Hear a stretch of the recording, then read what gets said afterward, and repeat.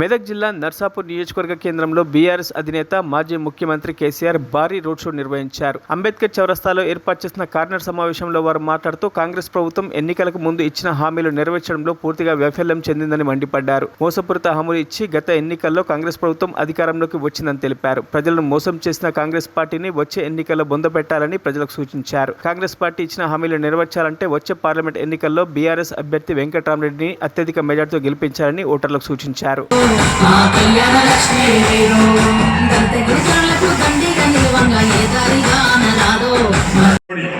నేను ముఖ్యంగా యువకులు, విద్యార్థులు, మేధావులు ఆలోచన పరుతున్న మనవి, ఈ రాష్ట్రం మనది, ఈ దేశం మనది, భవిష్యత్తు మనది. దయచేసి ఆలోచించి ఓటు వేయండి, కానీ ఒక ఒరవడిలో పిచ్చి పిచ్చిగా కొట్టుకొని పోవడం కాదు. మనకు న్యాయం జరగాలి. నర్సాపూర్లో లంబాడ సోదరులు ఎక్కువ ఉన్నారు.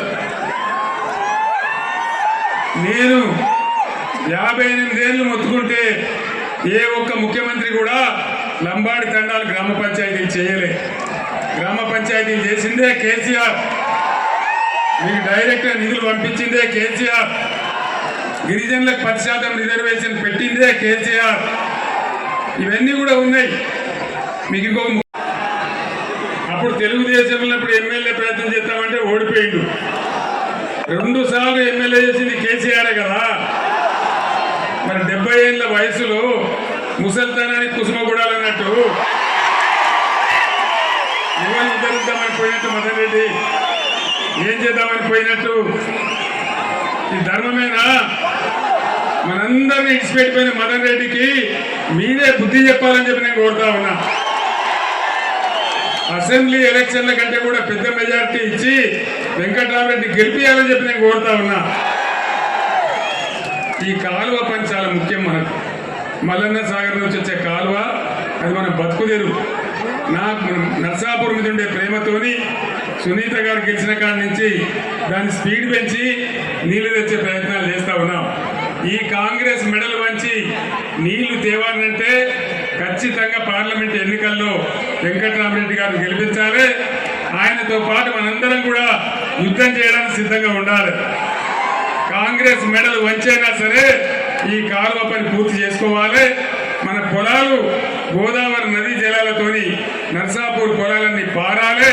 అదే కేసీఆర్ కళ అని చెప్పి నేను మాట్లాడుతూ ఉన్నా. ఇంకో పార్టీ నరేంద్ర మోడీ. ఏమన్నా పైసా లాభమైందా నరేంద్ర మోడీతోని?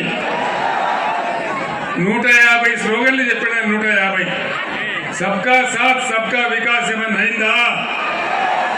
ఏం కాలే, కానీ సత్యనాశ అయింది. రూపాయి విలువ 84 రూపాయలకు పడిపోయింది.